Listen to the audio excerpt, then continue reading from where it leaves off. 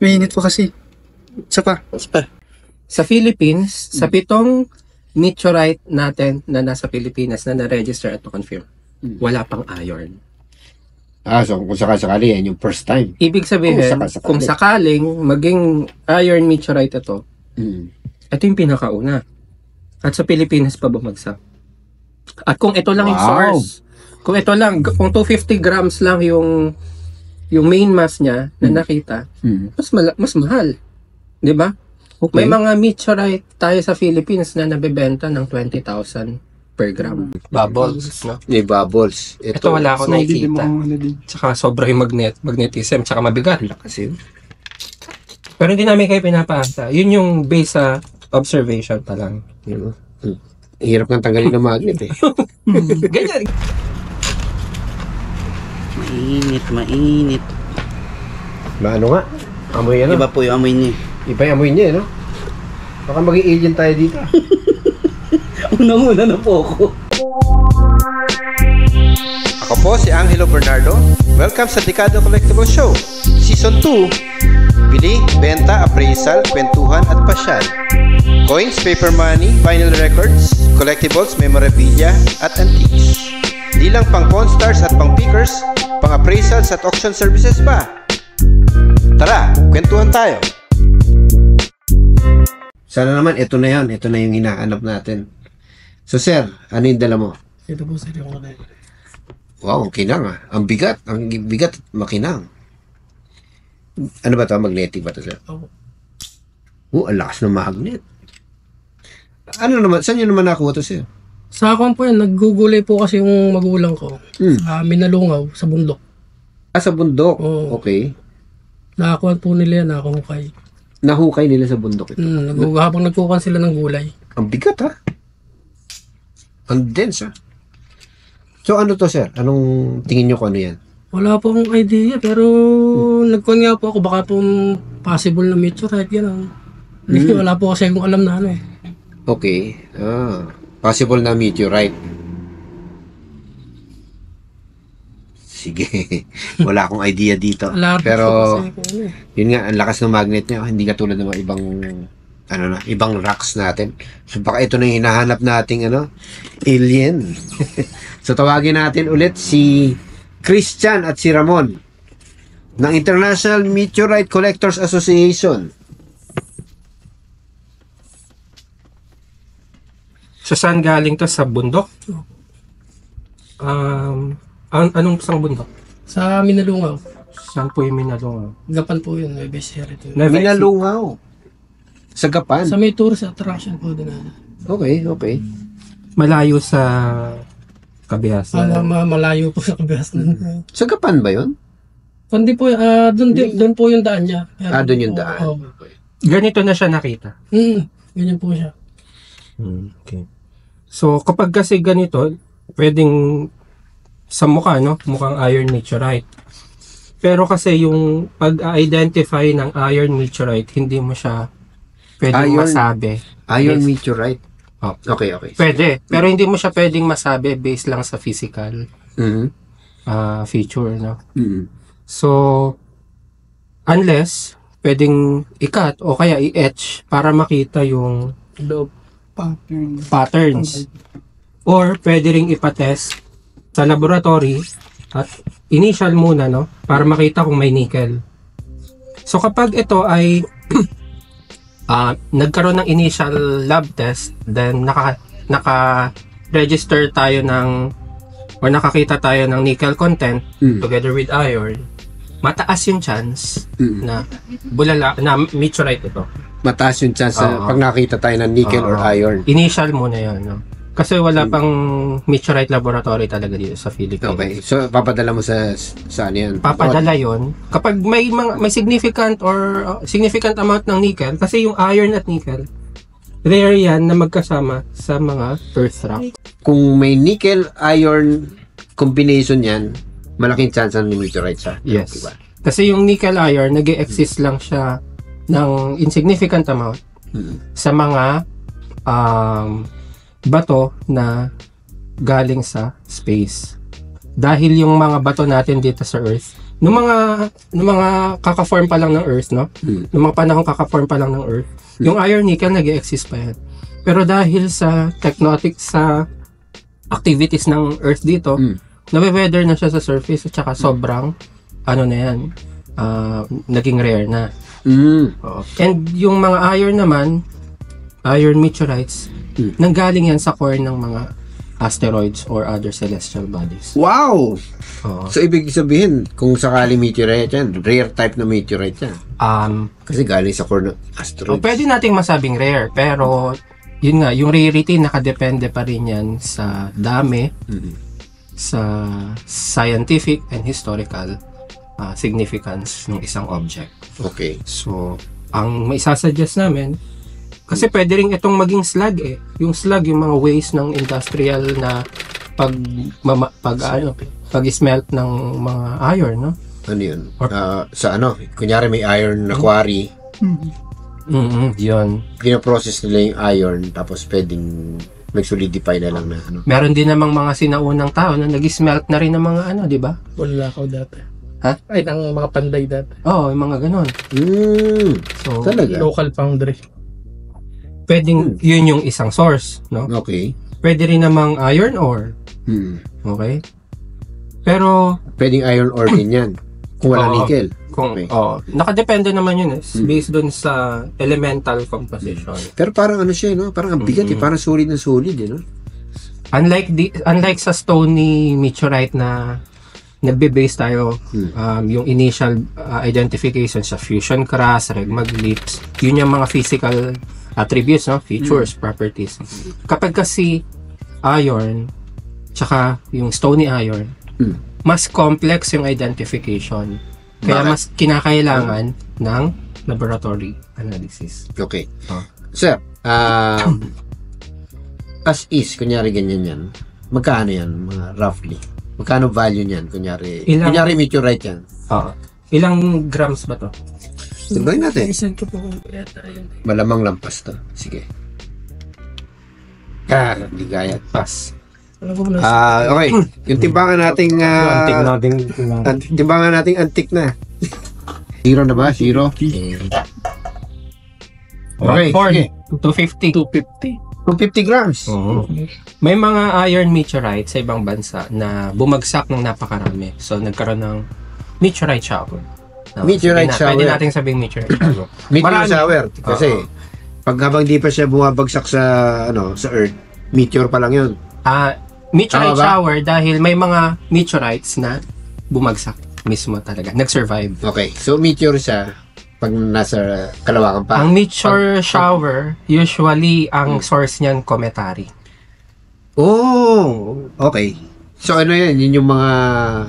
Ano ba yan? Streak of lights lang, pero marami siya per hour. Yung mga Leonid. Ano? Leonid. Leonids, Orionids. Haley. Okay. Okay. Okay. Pero So, kapag- galing sa comet, ano? Cometary yung origin Cometary. kapag Okay. meteor shower. Pero kapag meteorite shower, tinatawag nating shower kasi maraming pieces of meteorites na bumabagsak. Okay. Okay.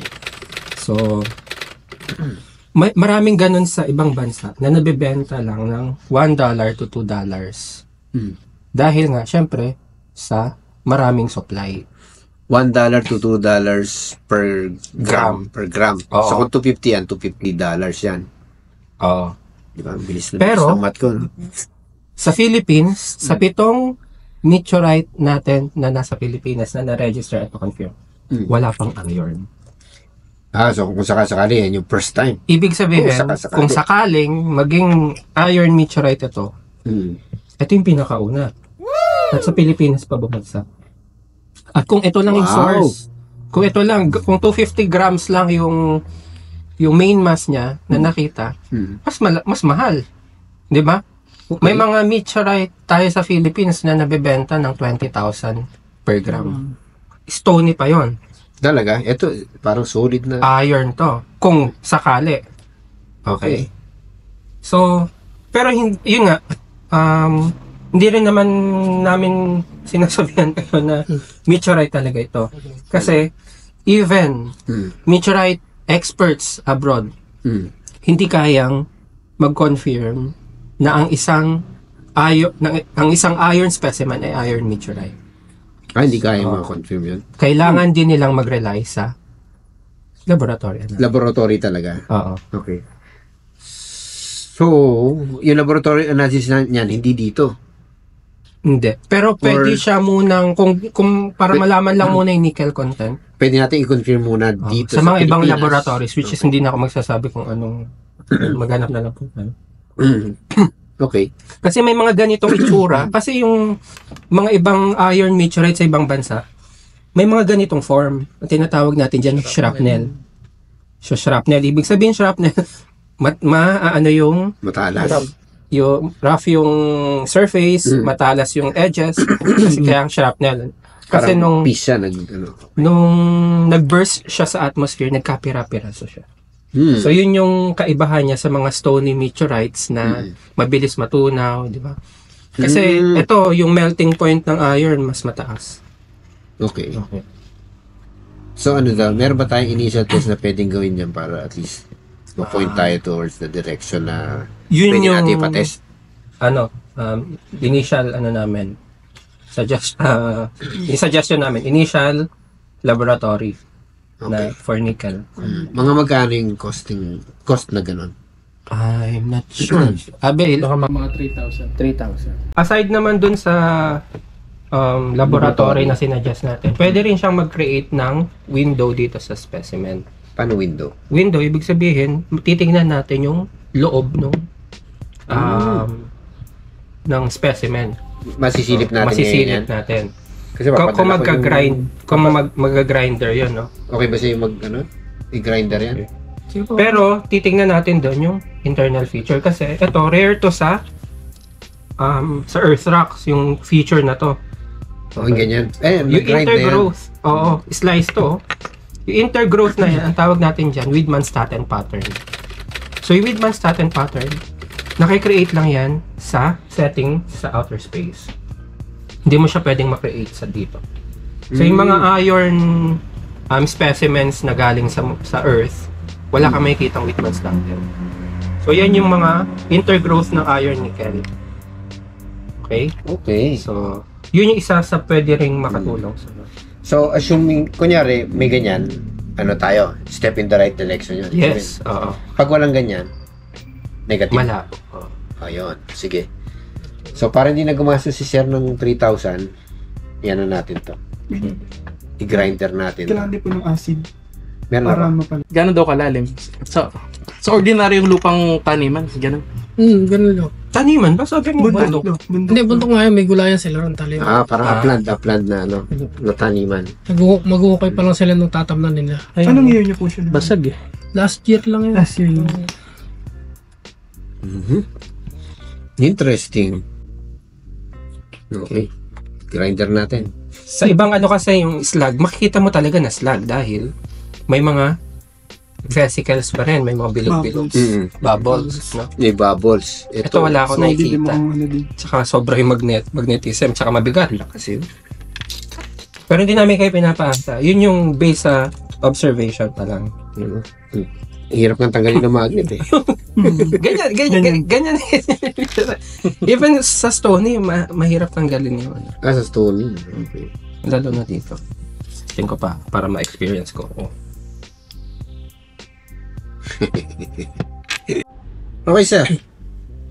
Ito kung mapatunayan na tunay na meteorite, magkano gusto nyo dito? Wala ako sir talagang idea. Kaya kayo kagad ang inano ko dyan eh. So ako mag-o-offer sa'yo. Ganun. Ako mag-o-offer. Ganun, mga 10,000. Ganun. Natawa si sir. Sige. Tsaka natin pag-usapan yan. Tingnan muna natin kung ano to. Gagrind natin to. Confirm ko lang. Okay. Ito Opo. So ito ang ano ko.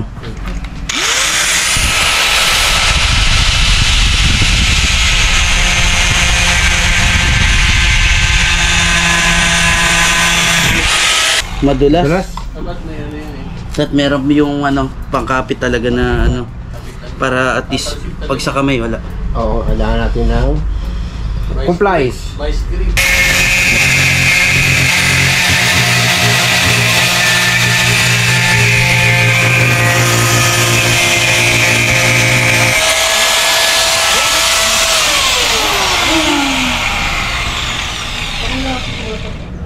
Tumatalsik. Nakakati ba? Hmm? Ba't para may makita? Yun nga, oh. Mainit. Ano nga? Amoy ano? Iba po yung amoy niya. Iba yung amoy niya, no? Baka maging alien tayo dito. Unang-una na po ako.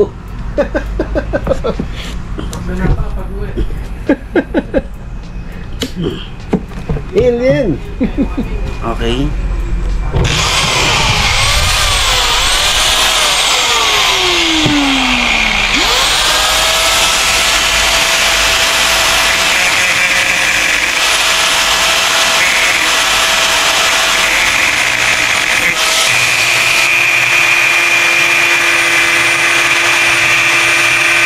Lang ang pinakaano ko na. Iinit na. Nauubos yung cutter. Mauubos yung cutter pero hindi siya na ano. Naubos yung cutter! Hindi kakayanin nga. Ano na eh.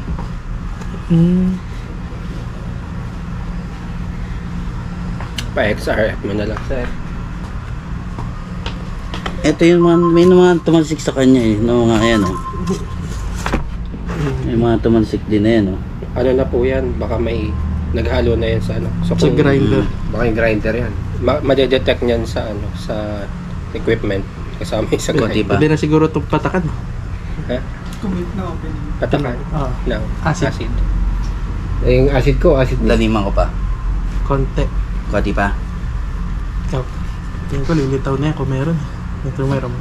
Kaya lang, affected na siya dun sa pag, ano, ng grinder. Alay, ang mababaw eh. Maubos yung talon. Init. Laliman ko pa. Wala pa ako nakikita. Sagad na lang natin ng lalim.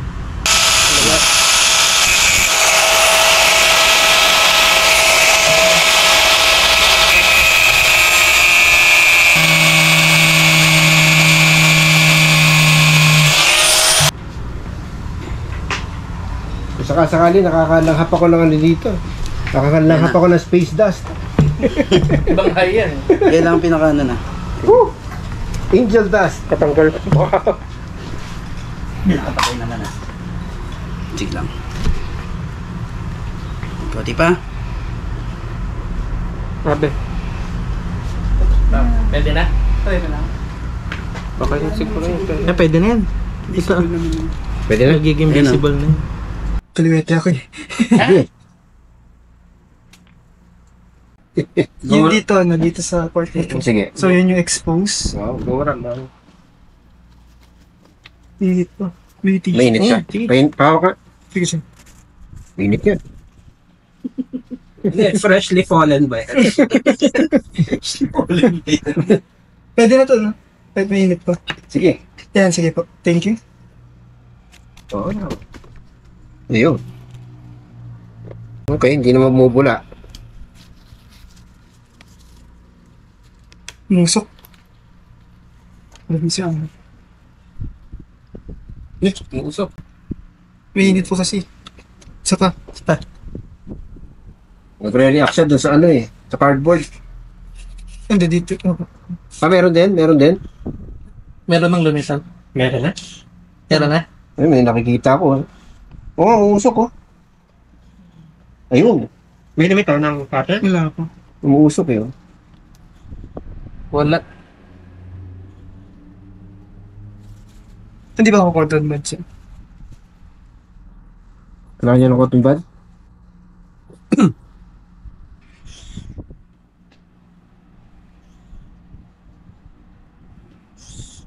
Eh, parang dalawa sa dulo. Diyan. Ay, dito sa harap. Dito sa baba. Dalawang oblong. Yung parang may putol. Parang may putol eh dito. Ito. Ayan. Ang ganda. Okay. Patang.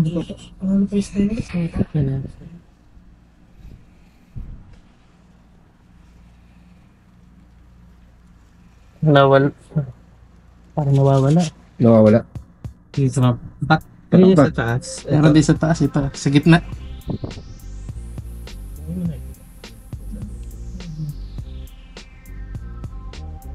Ito.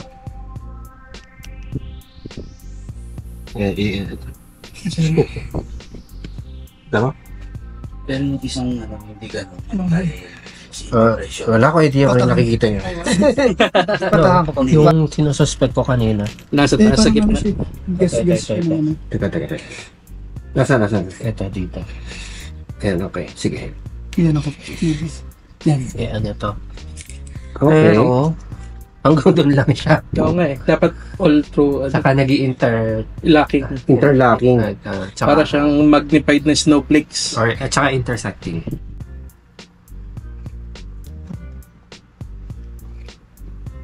Wala. Ano siya? Ayun. Interlocking, ano? Puro grind marks eh. Ayun, puro grind marks eh. So, baka grind marks lang din yan. Siguro, para maano mo to, Dapat ganito. kailangan yata mahati mo sa buo eh. Ito.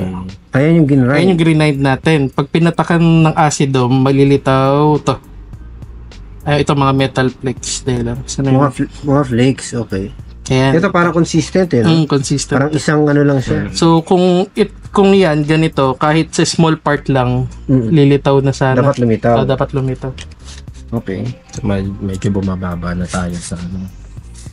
Bumababa na yung likelihood na meteorite siya. Physical wise po kasi medyo promising siya. Yung physical Physical- surface. Okay. Pero ang tinitingnan natin sa physical, surface and internal features. So, kapag medyo ano tayo doon, ang tanging test lang to confirm at makampante yung isip natin ay laboratory. O, kung gusto mo ng initial muna bago nyo ipadala sa ibang bansa, yung surface composition muna. Ibig sabihin surface, ang itetest mo lang, itong labas. Okay. Papatamaan lang yun ng ano eh. So, given na itong batong to, na-examine na natin physically, na-grind na natin, tapos nalagyan na natin ng asido.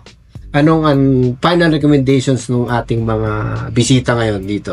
Yan. So, kaya umabot tayo sa point na grinding kanina kasi yung mga samples na nakita natin, hindi siya promising. This one, it looks promising. Parang yung itsura niya physically, may possibility. Pero nung nilagyan natin ng window dun sa grinder, nilagyan ng acid, medyo wala tayong nakitang signs doon. So, promising yung itsura niya. So, parang possible. Baka pwede natin dun sa composition. Like what Sir Christian said, yung iron and nickel, yun sa composition. Pag may nakita na presence ng mga ganong minerals, may chance naman din. May chance Hindi na... natin inaalis yung possibility despite na yung walang pattern na lumabas ng grinder natin and nilagyan ng acid. So, pwede pa rin siyang maging meteorite. There's a chance. So, Okay. kung discretion na ni Sir kung test niya po sa mga lab. So, yung chance na yon, given na 250 grams siya, mga magkano worth nitong ano yan? Kunyari, example na ma-prove natin na iron, nickel, meteorite yan. Mga anong kalakaran yan in terms of value? Ayun, depende dun. So, walang standard price. Lagi namin sinasabi, walang standard price. Okay. Range. Depende rin to sa collector na bibili. Kung sakali mapatunayan, kung mapadala mo sa laboratory and then maklasify. If ever talaga na meteorite siya. Pero ayun nga, parang upon testing naman, medyo hindi sure yung ano natin. Yung ano natin. Hindi, pero yun nga, assuming mo na lang Kung assuming, kung totoo, like, totoong meteorite yan. kung assuming na ano, Like so, ikaw, magkano mo siya bibilin? Kunyari, ikaw bibili. Yan. Kunyari, you have all the money in the world. Kunyari, assumption lang. Magkano mo siya bibili? 280 grams kasi Philippine meteorite siya eh. So, imagine, sa Pilipinas silang pa lang ang nakikita. Okay. 7 pa lang. So, kung assuming pang 8, so, medyo mataas-taas. Especially iron siya. Like, rarity. Pero fine siya, given na fine siya. So, hindi ako mapagbigay pa ng value for Okay. that. Kung sakali, baka 500? Per? Baka yung buo, 500. 500,000? 500,000! Kasi, Kung sakali. kasi nag-iisa. Kasi nag-iisa. Nag-iisa. Kung classified. Kung classified. Pero ang problema nga niya, yung chance na meteorite siya medyo lumabo na konti, ano? Masasabi mo bang ganun? Yes. Hindi pa rin siya completely out of the picture yung possibility na yun. So, mangyayari niya, para susugalan natin yung ano, susugalan natin yung testing niyan. Magkano yung pinakamurang testing nito, sir? Yung ang una natin itetest muna yung Composition. composition muna, no? Yung XRF. yung XRF, okay. Nasa Surface yun. 3.5. Mga 3.5. 3.5 sa NIGS. Okay. UP NIGS. Okay. But also remember na yung NIGS, hindi meteorite laboratory ang NIGS. So yung sa UP, binibigay lang niya, yung mga equipment na nandun, ibibigay lang niya yung elemental composition nun. Kung ano yung nakita. Okay. Pero bakit? Kailangan pa nating ipadala sa ibang bansa. Dahil nandun yung mga meteorite scientists. Okay. At kailangan yung yung pagbabasa nila ng result tsaka yung pag-a-analyze nila dyan, yung report na gagawin nila. Kailangan yon para isubmit yan for official registration. Kasi papangalanan niyang meteorite na yan kung totoong meteorite yan. So, yun yung hahanapin ng mga nagre-register ng name ng meteorite kung bakit mo nasabing totoo yan. Okay? Kasi kumakalat, kumakalat sa Facebook ang dami. 'Di ba? Nagpo-post lang sila. Result ng papel. 99% ganyan, 100% ganyan, pinagtali yung mga element. Kine-claim na nung iba na certificate of authenticity 'yon. Okay. Whereas, ano lang yung talaga yun? Breakdown ng elements. No? Breakdown lang ng elements 'yon. Relative abundance of elemental composition. Dun sa surface, kung surface yung tinignan. Okay. Okay. Tapos kung magpapadala ng sample abroad, mga 20 grams ang ibabawas dyan. Okay. Kung mag-grind na. Kung mag-grind. ito. Yung pa, challenge, yung grind. Hirap biyakin. Kaya discretion niya ng may-ari or may hawak ng bato kung ano. Kasi yung physical identification, yung sinabi nga natin kanina, yan yung guide ng tao kung magpo-pursue pa siya or susugal siya doon sa laboratory test. Kasi kung mataas yung likelihood, edi decision mo yon. Kung mababa, edi para makatipid, wag mo anuhin kung mababa naman yung chance, di ba? So again, pag iron nickel yung lumabas sa composition niya, pag pinatest mo, lumalaki yung chance mo ngayong meteorite yun. Tapos doon ka pwede mag-decide again na magpadala sa abroad. Doon naman sa abroad, ika-classify. Anong iron meteorite yan? May mga iba't ibang sub-classification pa yon. Okay. So, doon natitignan. Sige. Okay. So, maraming salamat sa ating mga kolektor na nandito ngayon. Ayun lang magpatawag na specialist. Pero, mas marunong sila sa akin. So, thank you po. Thank you. Yan. Thank you. Ayun, sir. Narinig nyo na yung mga dapat nating marinig. Anong inyong pasya? Wala rin talaga akong kuwang kasi dyan alam tsaka balak ko lang iwanan sa inyo. Para ako, kasi kung papatest din nyo, wala rin naman akong pang yung resources para ipatest. Okay ba tayo dyan? Ano ba gagawin natin dito? Joint venture. Sama na natin itong mga natin. Siyempre, kung wala sila, okay tayo dyan. Yung kami na mamumuhunan dun sa testing. Tapos kung okay siya, benta natin. Kung hindi ako yung bibili, benta natin. Dun sa nararapat na halaga. Okay. Pag-usapan na lang natin yung ating mga porsentuhan. Pero sa ngayon, first step na muna. Saka na natin pag-usapan yung first step na muna, determine natin kung iron nickel siya. Pag hindi siya iron nickel, stop na tayo. So, uli ko sa inyo yung bato. Tapos, cost ko na yung ako na bahala dun sa testing, sa 3.5 na pan-test. Yun. Okay sa inyo yun? Okay, sir. Okay. Okay. Thank you. Thank you po. So, ayun nga po, parang yung ko namin ay 50-50 pa, hindi pa kami sigurado. Kaya nagkasundo na lang po kami ni Sir Angelo na patest na lang muna para para malaman yung totoo. So, ayun po. Salamat.